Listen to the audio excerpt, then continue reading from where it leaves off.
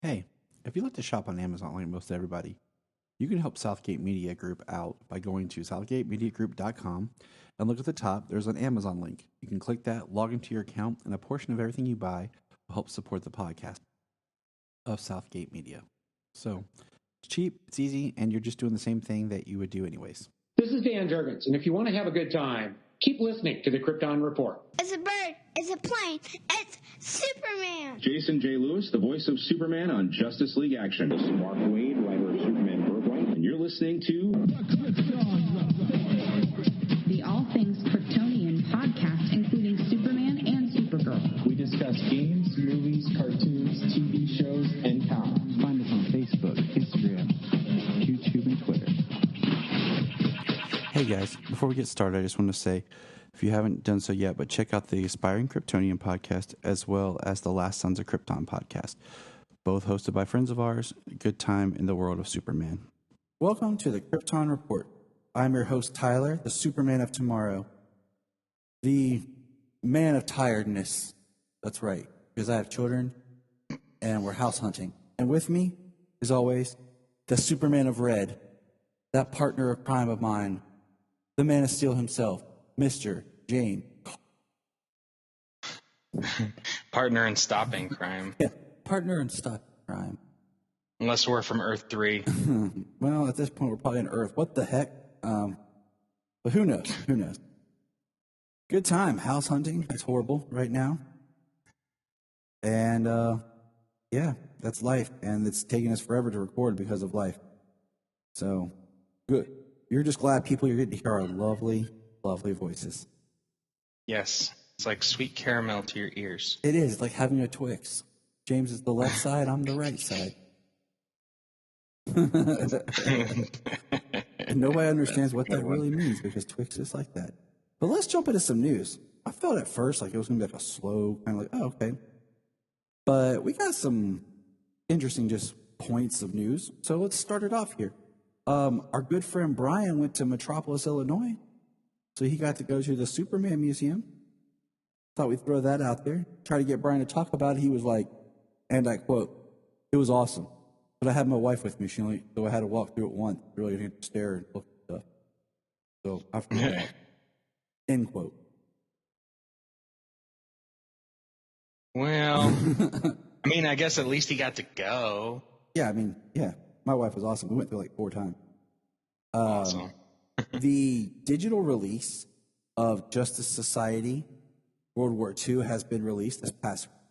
For all the listeners, we do a review of all the DC animated films, but we don't do it till the day that the physical copy drops. Even though it's getting crazier because they're moving around when the physical drop, they're moving stuff when it premieres on HBO Max, yada yada yada. But we believe in waiting for the physical so that everyone has a chance to watch it and before we drop their review. I'm not some people like us kind of we like to have our physical copy. So I don't often double dip and buy the digital as well as the physical. And I also don't like these people who drop these reviews the day that something comes out. And I'm like, nobody's had a chance to absorb the material. So it's a little nerve-wracking. But also, let's see here. Not a lot to tell, but there's been pictures that surfaced of Michael Keaton's Wayne Manor, with Warner Brothers trucks in front of it, where they are beginning filming for the Flash movie. As of right now, it's called The Flash, not Flashpoint, people. So, just want to get that across.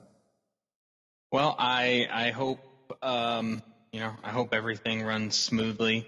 COVID and stuff. I mean, the UK and Canada and things like that, they have strict guidelines that when people on those sets and stuff like that, they catch COVID, they shut down for a couple of weeks. Yeah, they do. So, hopefully they have a smooth run filming that movie. Not too many problems. And, it's The Flash. We've been waiting for this movie forever. Yeah. So hopefully, since it was announced back in 2014. Can you believe that? It was announced in 2014. yeah, that's crazy. Also, quick information. They released this we didn't even know about. There's going to be a Teen Titans Go and a DC Superhero Girls crossover episode. I definitely am going to watch that with my kids. We've watched all of Teen Titans Go pretty much to this point, and all of DC Superhero Girls. I mean, the original style and the new one, which the season's on Netflix. Yes, which is very nice, because I guess this is going to kick off its second season. It's a good show. It took me a little bit to get into just because it's like a step above Teen Titans Go as far as like the tone and the seriousness of it. But I really like the original. Yeah, Teen Titans Go is very slapstick. I mean, that's all. That's what that show is built around. DC Superhero Girls is just a step above animation and you know what the characters deal with, like you said, the tone. And let's see here. Here's some amazing news, James. I've already marked this on my calendar. DC Fandom returns for 2021, but this time October 16th. And cool. I think, you know what? Being that time frame, I think it'll be another amazing event, because by that time we will have footage probably of Shazam 2, of Black Adam, probably another trailer for The Batman. We will have seen the Suicide Squad. Yes, we will have. So it's pretty awesome that, you know, they're going to do it again, which I think they should. I mean, there's still a lot to look forward to from DC in the future. I just hope, you know, the one thing about fandom, like I hope if they make it a 1 day thing, awesome. If they do a 2 day thing, I think it needs to be back to back. And I just think last time day one was so much better. It was so great because you felt the energy.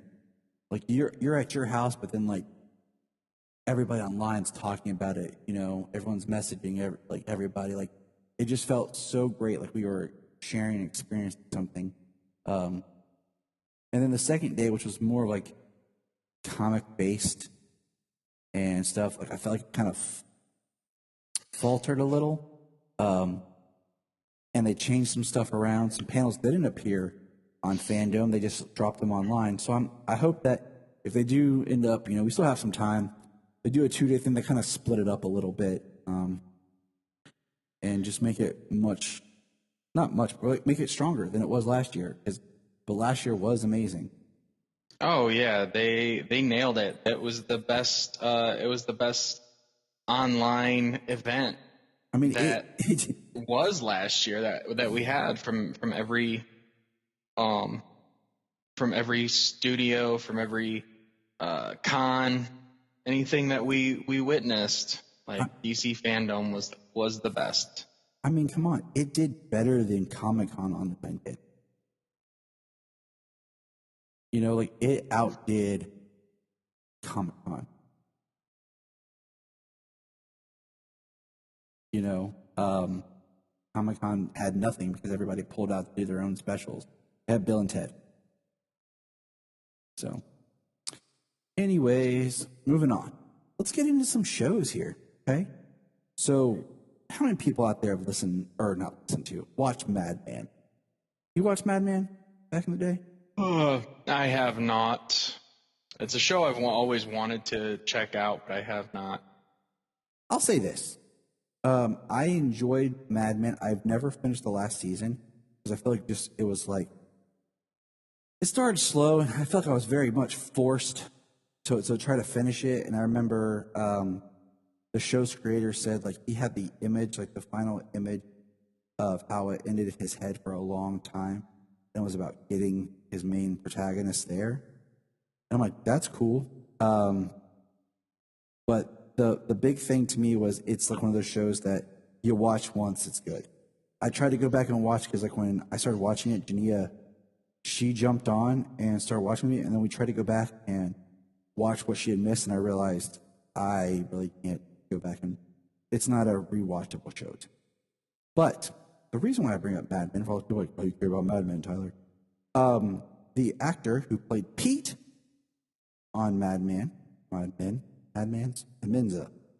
it's like, he, and I had it, and I'm pulling up his name, so everyone bear with me, has been cast as Jonathan Crane's Scarecrow for Titans. It was like Vincent. Yeah. I mean, I'm not familiar with him, so. I would just say he was kind of creepy, like that odd, like Vincent Arthur. He played Pete Campbell, and he was like a kind of a douchebaggy guy. He would be Jonathan Crane. He has also been on Law and Order in 2 episodes, the OA 4 episodes. See any movies that are prominent that maybe people have actually watched. I mean, he has a body of work. Most of us been looking at indie stuff. He did in 2011. He was in that movie with Justin Timberlake, In Time. It was a pretty interesting concept of a movie. He played Philippi Weiss. But yeah, I mean, he's worked for a long time, but a lot of like really small budgeted films.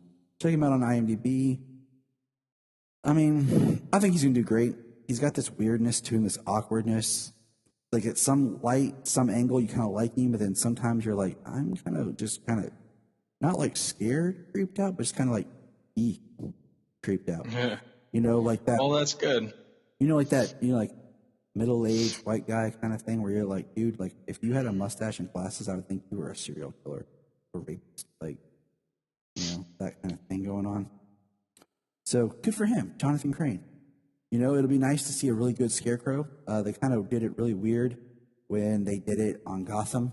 They did another one of those like twofold things where they had Jonathan's father as like kind of a proto Scarecrow type thing, where he was scaring people, and it was played by Julian Sands, also known as Jor-El from Smallville.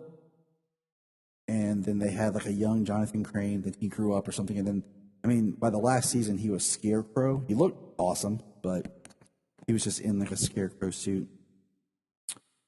But it'll be cool. Scarecrow is definitely one of those very interesting villains. I mean, Cillian Murphy was like perfect as Scarecrow in the Dark Knight trilogy, and I kind of wish he got more screen time. But it's better to want more and not have it than to have too much and hate it. Yeah, true. He definitely didn't get enough screen time, and you know, the things that happened. I know they were pulled from the comic books, some different stories with Scarecrow, but they were very small parts after Batman Begins, and they nailed the costume on Gotham for Scarecrow, and by the end he was pretty cool. So, I mean, and Titans is a pretty serious show, way more than they could even do on, on Gotham. primetime Fox. So, yeah, definitely looking forward to seeing what they bring to Scarecrow on HBO Max. That sounds really good. Sounds really cool. Yes, it does. I want to.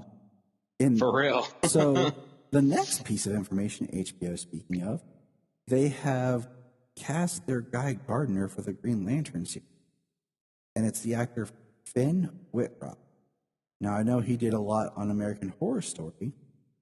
I also know that he was one of the actors that was in talk, rumored to be whatever you want to call the hype machine, to be Nightwing when they were talking heavily about the Nightwing movie.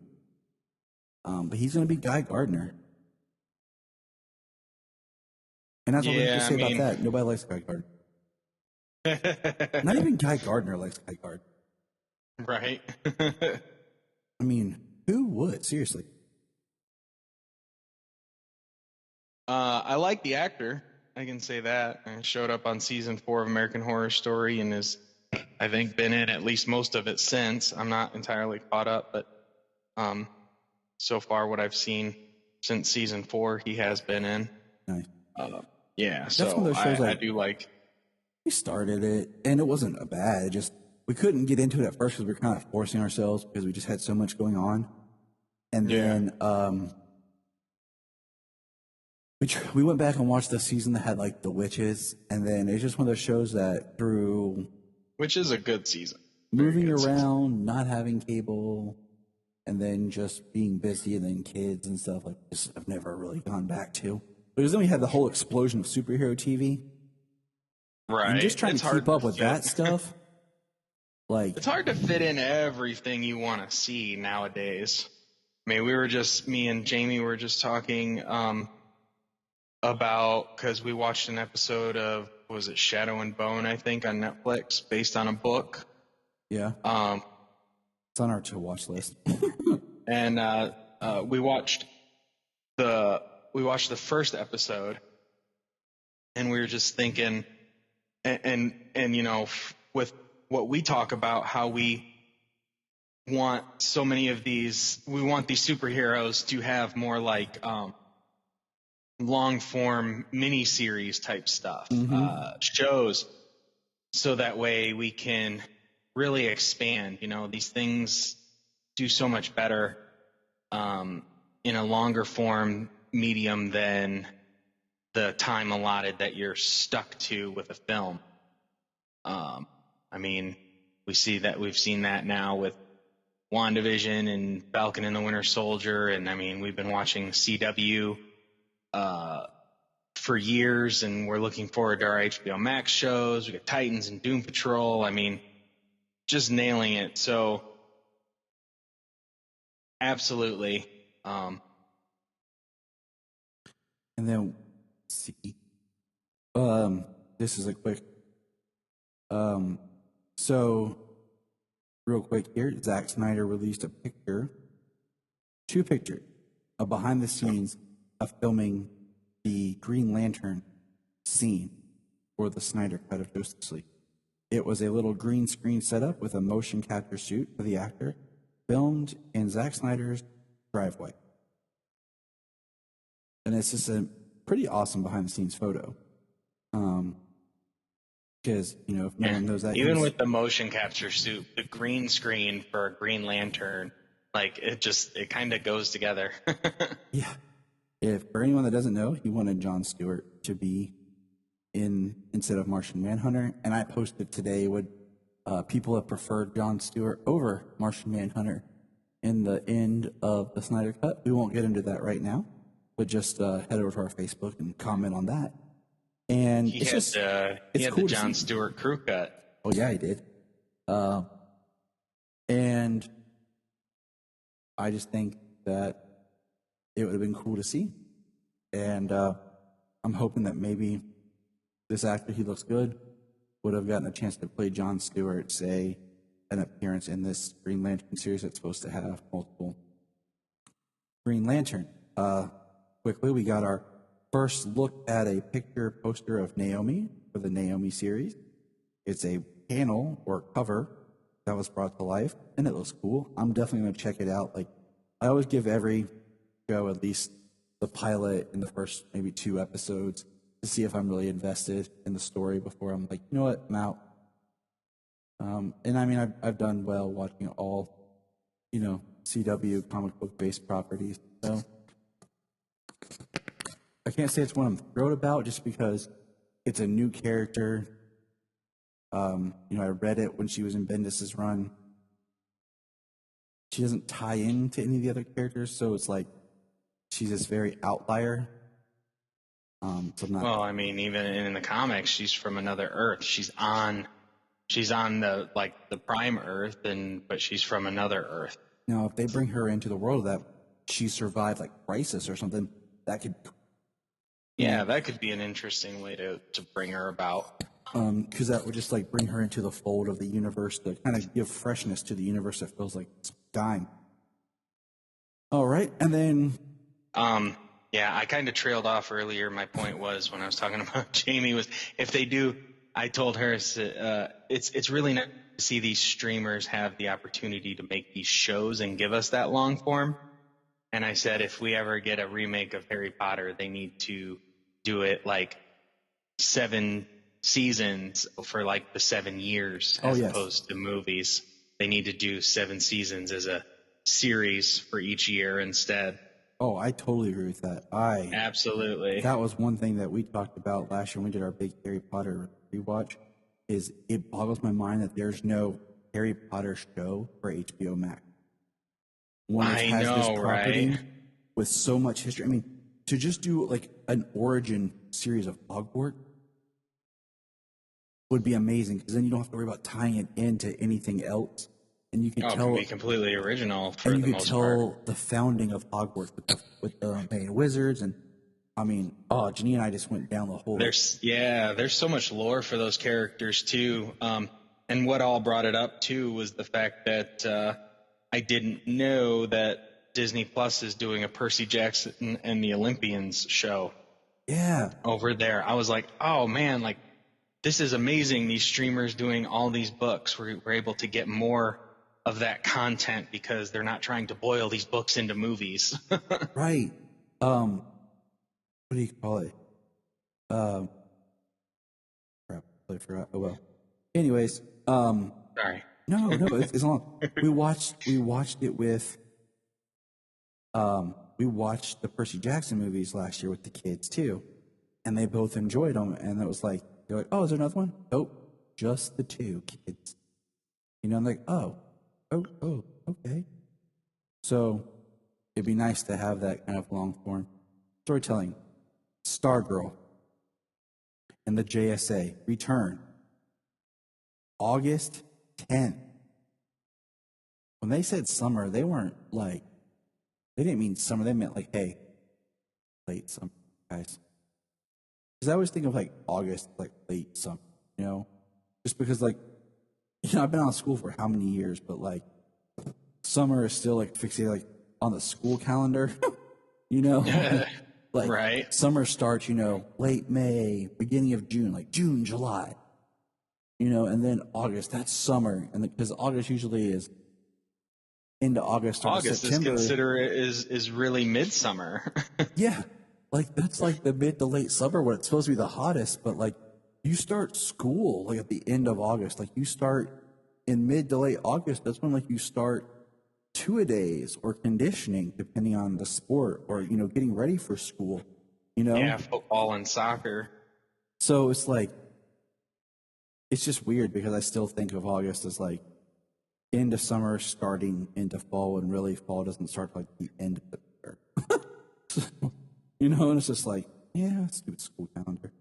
But speaking of August, so this Tuesday, coming up,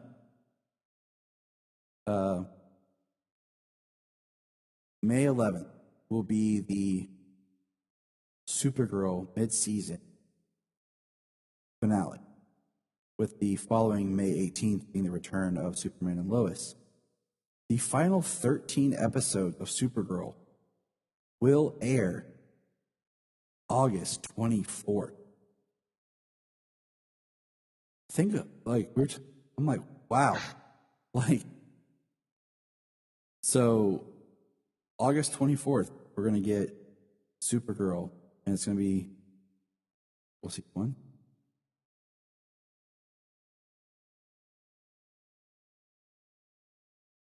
I was going to say, when does 13 weeks put us at then? Like 3 months down the line, that's November. Mid-November, yeah. Yeah. So. And potentially, if there are any breaks, we're not looking to finish Supergirl until December or January with those 13 episodes, depending on the breaks. I mean, we really don't know what the airing plan is, and if they have to make adjustments for it. Right. For different things. I mean, like Supergirl swooped in to cover that airtime for Superman because they had to shut down production on that for a couple of weeks because of COVID. So it makes me wonder if it'll be knock them off schedule. If it might ends up being like one of those like Supergirl they'll kind of block out or whatever, and like, oh, this show all of a sudden like has to shut down because of COVID. Throw in Supergirl, like there's some Supergirl. Oh, yeah. Well, now they've got a lot of shows. Some of the shows finished, so they have a few things to. They have a lot of episodes coming out to air. Yeah, but it just kind of blew my mind just because it's like 13 episodes that late. But okay, like. Well, absolutely. I mean, the whole quote unquote television season, the fall spring season doesn't exist this year. Yeah, I mean it really doesn't. I mean, CW usually launches their shows at the beginning of October, which is always something to look forward to. Yep. But we didn't get anything until January, February this year. That is all the news that I have. And now we'll jump into Supergirl because we have dilly-dallied enough. People are like, get on with it, kids. And we're like, okay. So let's jump into Supergirl, Season 6, Episode 5, Prom Night. First thing I will say, this episode felt like this was weird. And I say that because this is the episode that, like, you get when they're about to do a crossover, when they need their main characters and our actors away to be filming for the crossover. And if you think about it, like the scheduling, this would be that episode, building up to that crossover mid-season. Right. So it was just weird with knowing there wouldn't be a crossover and they were working on writing this season, that they still kind of did this episode. Just kind of makes me wonder, because there is no Kara, well, no Melissa in this episode. Yes, no Melissa. This is our second Midvale episode, and the first one was a flashback, and this one actually involves time travel with Legion ship. And is that a Legion ship? It's got to be, right? Yeah, it's something that makes sense. Brainy has his Legion ship. And they time travel back to Midvale, and so the last episode of Midvale was a very much a homage to Smallville, and then this one they keep that, but they bring in Supergirl, so it's kind of like a Supergirl Smallville crossover. Yeah, it's interesting. Definitely a blend. But it just kind of threw me because I was like, wow, why, like, but anyways, it's Brainy and Nia focused. Like, right. It starts very quickly at the beginning where we see Jean and Alex, and then they just, I don't think we saw Lena, did we? No, I don't. Did you even see Jean and Alex? Don't recall. Yeah, we saw Jean and Alex. I know for 100% they were there. Because we get the line from Alex about Kenny, who supposedly died in Midvale, and Alex mentions it's one of those that happened, didn't happen. So basically alluding to it was the world before, world after Crisis. He died before because of the sheriff, and now after Crisis that didn't happen, so Kenny remained alive. Yeah. So I was like, okay, so Crisis is nice to be referenced. The 2009 prom. Does that make you feel old? They're talking about 2009? Yeah, seeing as my prom was in 2003. Yeah, mine too. And what's crazy is I say that, and then I'm like, wow, that seems fun. And then I think, 2009, that's the year I started dating Jania. That's the year Bella was born. So like it doesn't feel that long ago, but then at the same time, I'm like, geez, like that's the year Lots after. happened in that time. That was the year after The Dark Knight. It was the year without the MCU. because Right. it was because 2 movies in 2008, nothing in 2009, and then 2010 was Iron Man 2, then 11 was Thor and Captain America, then 12 was the Avengers, and then it was just after that. Right. So The it's just fuse was lit. So it's just kind of crazy. Like they talk about it and like they're trying to act like it's so long ago in some ways. And I'm like, dang, that just feels weird. And then I try to establish like a timeline, trying to think like when Supergirl, like this show kind of exists like in real time, So I was like, well, if Supergirl premiered and like it was supposed to be 2015 when the series started. And I was like, and I'm like, okay, so I'm like doing this math, and I'm like, okay, she went to college, but then I'm like, post-crisis, so I'm like, it gives us like 2 years of playability. Like, you know what I'm saying? I'm sitting here like, okay, Tyler, calm down. But so basically, they're going back to the future, back to the past. Brainy is stress eating again, and they make a joke about him missing last time, like 12,000 years trying to time travel. We find out that Alex is already in college, and she's back, and she's mad at Kara for not telling Kenny that she wants to go to college National City University. instead of Midvale College. And I was like, Midvale has a college, but then I had to pause and think that there's a Christian university in Circleville. And I was like, okay. I just was like, all right, I shrugged it. Like, okay. It's a college. It's Midvale College. It's Midvale Community College. You know what I mean? I just kind of like, okay, makes sense. We meet young Cat Grant, which I feel like was just put in here for fun, but actually I find her annoying. Very annoying. She is so annoying. She has some of the mannerisms and the cadence that Callista Flockhart had, but none of the charm that Callista Flockhart had, and it was bad. Exactly. And that's exactly what was missing. Because there was no charm to it. I was just like, oh, okay.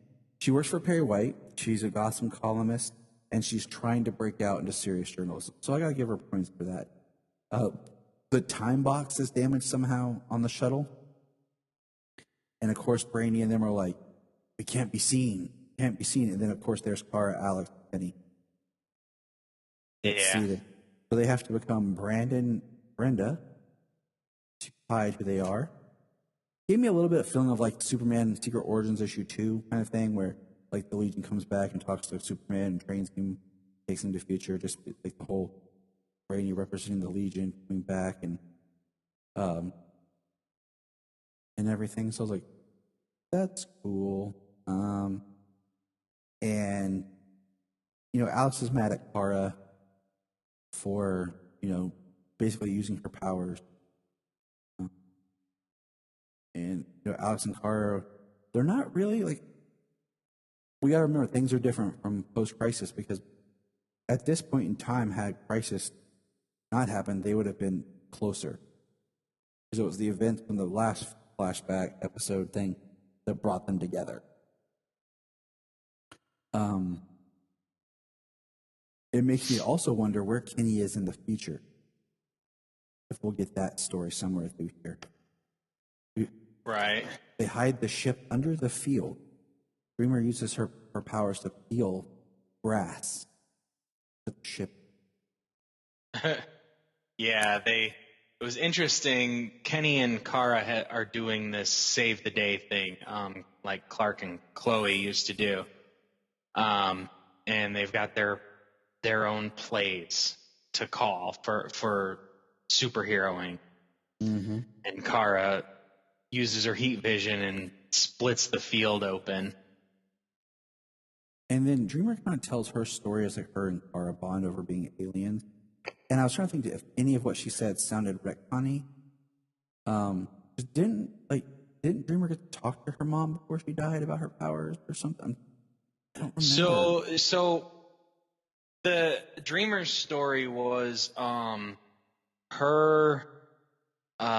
sister, her older sister, was supposed to be the one with the gift, and they were grooming her sister to be the one with the gift, and she kept it hidden, and then they found out, but they died. Okay, so she had nobody to teach her how to interpret her dreams, which is where her story is this season. I was trying to remember. And the end of last season, not being able to interpret what her dreams mean. I knew that it was supposed to be her sister. I remembered that. I just can't remember the mom part. It's been so long. Especially with, like, you know, the post-crisis revisions, I'm kind of always listening like, has something been changed? So we get a Lois Lane mention. We get 2 Superman mentions this episode.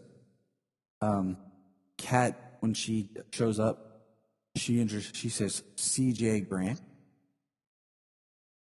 And she just takes Alex for Eliza, because Alex is wearing Eliza's badge, into Midvale to try to use some of the college tech to help, what do you call it? Trying to help them fix their ship. So that's fun hijinks, but at the same time I'm thinking, where are the Danver parents? You know, Jeremiah's already gone at this point. Where is Eliza? Okay.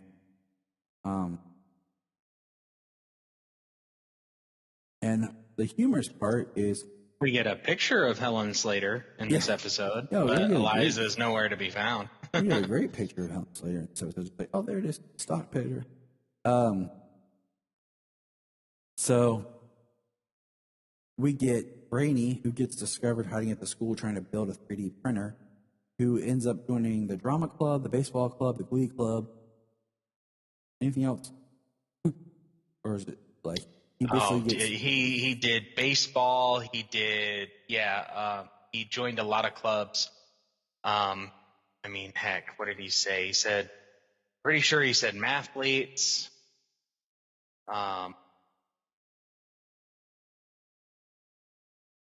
Yeah. I want to find it because I thought it was really funny. He's supposed to be keeping a low profile, but he joins while he's waiting for his homemade 3D printer back in 2009 to print. And I'm just like, you don't have anything on like your Legion ship? Like, I love when future tech is supposed to be so awesome and then it doesn't work when you need it to. So.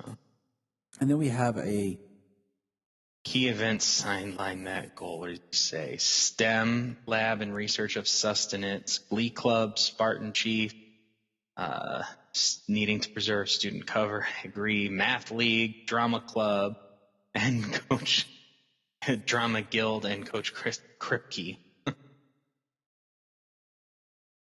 Yes, Kripke. The dual meaning for us fan. I think Big Bang Theory and I think Supernatural. I think the same. Is this our first Cat Grant post-crisis? We haven't seen Clarissa Flockhart, have we? Oh, I do not believe we have. See, I don't think we have. I thought about that. I put that down. So there's a truck that's driving that no one's driving because we have villains who run an international zoo or intergalactic zoo, and they find there's 2 Kryptonians on Earth. They want to kidnap one. These villains, there's like Torque. They basically stage a gas truck explosion attack, and Kara stops it. And then they find out there's Bluin also on Earth. These villains suck, and they're lame, and they're just. The funniest thing that they did was not even something they did. It's when Brainy brings up 2 pictures. One looks at this horrible Death Eater, like gonna tear your face off alien creature. The other is Torque. He describes one as the vegetarian. These people are vegetarians, and it's scary looking. That was fun. But this, Torque guy is just lame. I'm sorry. But we find out because of Brainy's actions, it alters his. In the future, he's still at large. He was not apprehended like he was supposed to be. He's very open. At the end of it, basically he outsmarts them and kidnaps, kind of like traps them. Pat drives a car that has Metropolis license plate. I do like when cities have their own. I know, right? I thought that was very interesting that we have a scene where Nia calls her mom, even though they're in the past, because of issues, she said, interpreting her dream. Yeah. Alex has a whole speech she gives to Kara about sacrifice. She calls Kara immature. And let's see. What did you think about good old Nia singing 9 to 5? I mean, her and Brainy had a good time doing it. I thought she had a pretty good voice for it. Like that it's her stress song. I was like, I'm started singing. I'm like, Dolly Parton's her stress song. All right. And then I'm like thinking about the movie. It's a funny movie. Good movie. And I was like, all right, I guess I can see that. I don't know why when I was young I'd be singing 9 to 5 and not work, but whatever. Made her happy, made Brainy smile, and we have this tension in between Alex and Kara. So that's interesting because we're back to that kind of drama. But Kenny reveals to Kara that he built them a hideout. And it's in an old barn. And like the loft of the barn, it's their fortress. Mm-hmm. For their crime fighting days ahead. See, at this point, I know that they know what Kara can do. I don't know if they know that Kara is Superman's cousin and that she's a Kryptonian, and they named it a fortress in like his honor. I think it's one of those just wink, wink. Look, it looks like Clark's fortress, Smallville, his loft barn. Well, I think that is definitely a part of it. Oh, and they even called it the out, whole saying thing. Hawaii and everything. I'm like, all right. So, and then the big kick in the face when I was watching this, because I wasn't keeping track of time, is to be continued. And so it's to be continued, but I think I wrote this down. I'm double checking. This coming week, there isn't an episode. And we're going to skip this week. And the next episode is May 11th, which is Prom Again. And it's the second part to this.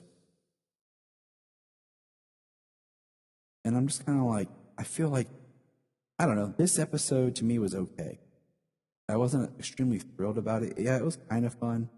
Like we said, it was kind of the episode that makes me think they're building up to like a crossover, but at the same time, I don't want to feel like I did for Arrow, where I'm like, this is my last season with these characters, and you're wasting my time.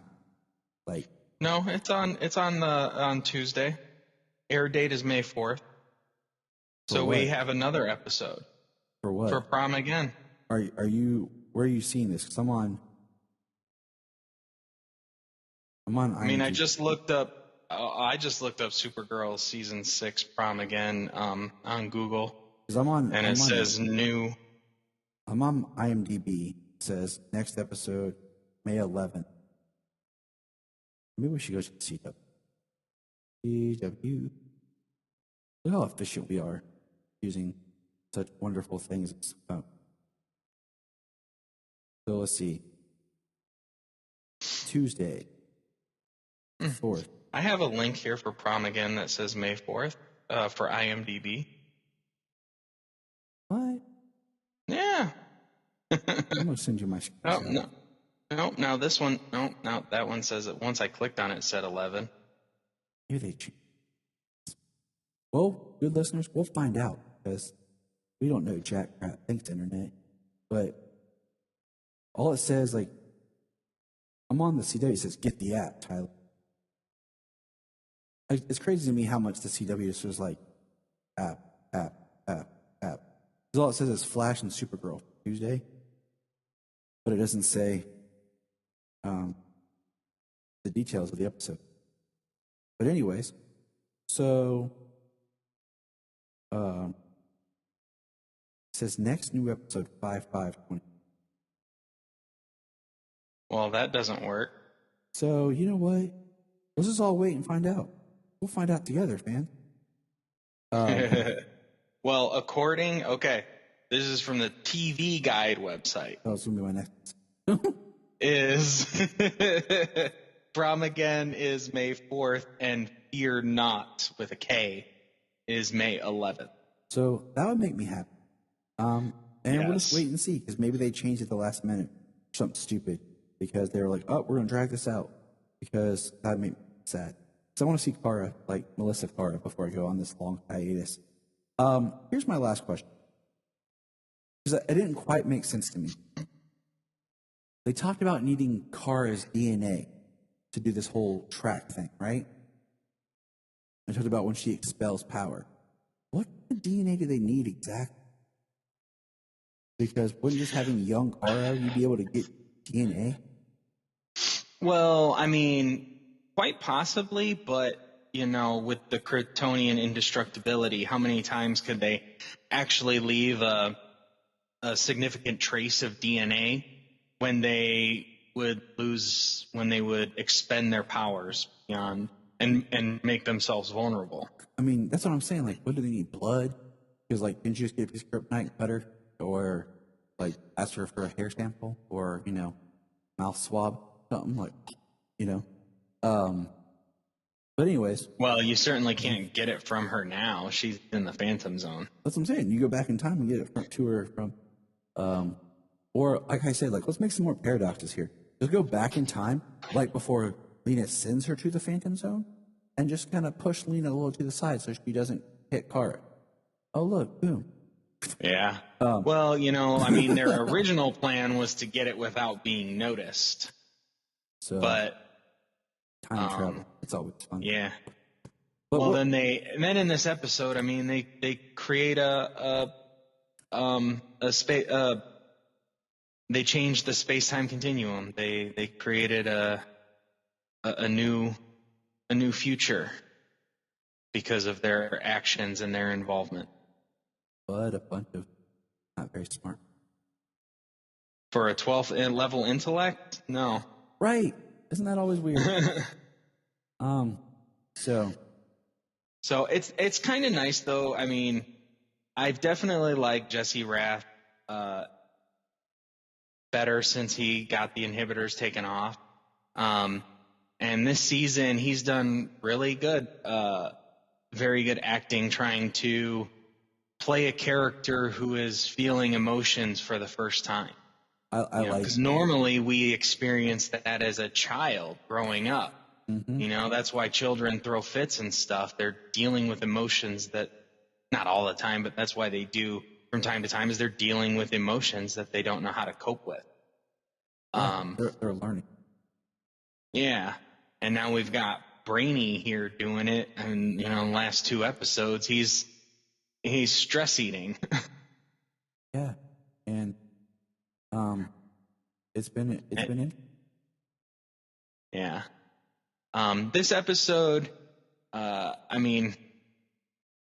for the season, I don't know that it's one of the best episodes of the season, but it did bring a certain levity since it's been kind of so dire, so serious since the season began. I'll give you that. I just get bummed because I'm like, this is the last season. It's like, I want to. Right. I don't think it's a very bad episode, but I still can't get over the young woman they cast to play Melissa as a teenager. I mean, you can almost see that she could freaking grow up to be Melissa. I think both, like even the Alex cast. Yeah. I think both of them are very good. I don't think Cat Grant is. But that's James's thought on Supergirl. What is your thought, good listeners? Let us know. Hold on to your tights. Send us a message. And remember,